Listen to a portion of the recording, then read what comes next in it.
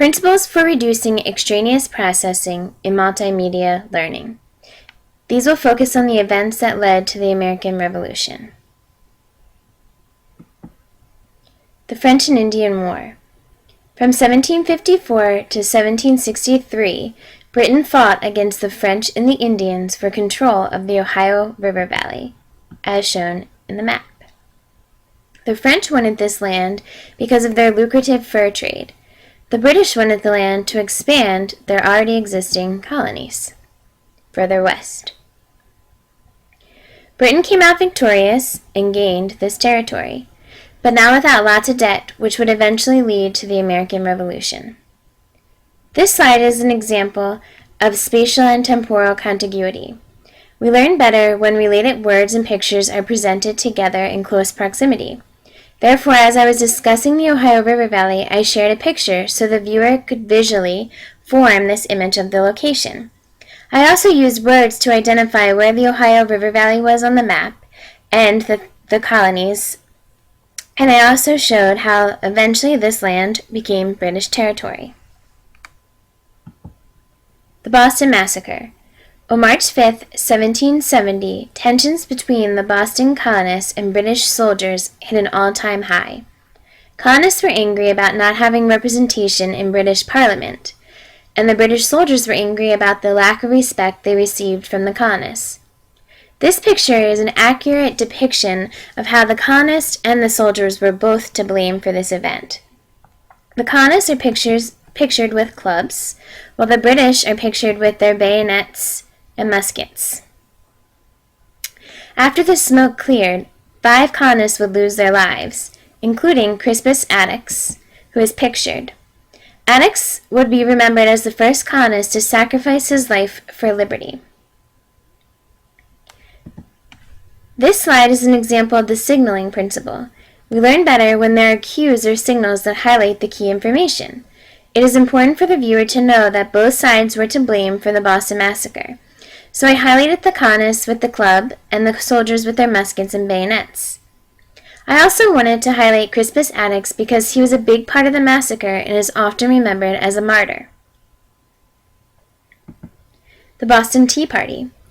On the night of December 16, 1773, colonists in Boston dressed as Mohawk Indians and boarded the British ship the Dartmouth, as seen in the picture.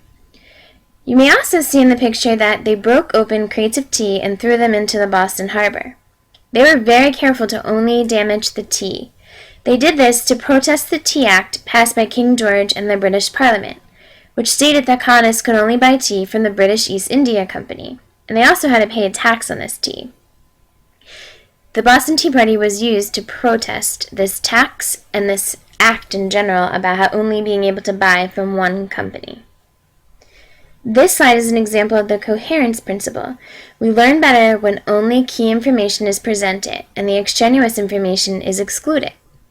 This slide has the title of the event along with a picture that clearly depicts what happened during the Boston Tea Party. The information verbally presented highlights the main idea of the Tea Party, while leaving out any extra unnecessary information.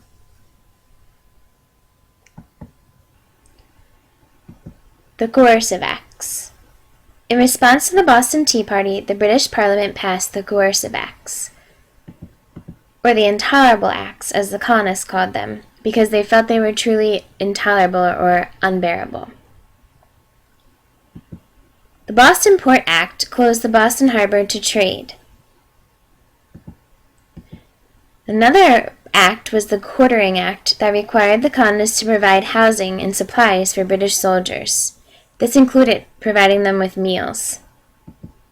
And the final act was the Impartial Administration of Justice Act, which removed British officials from the jurisdiction of Massachusetts courts.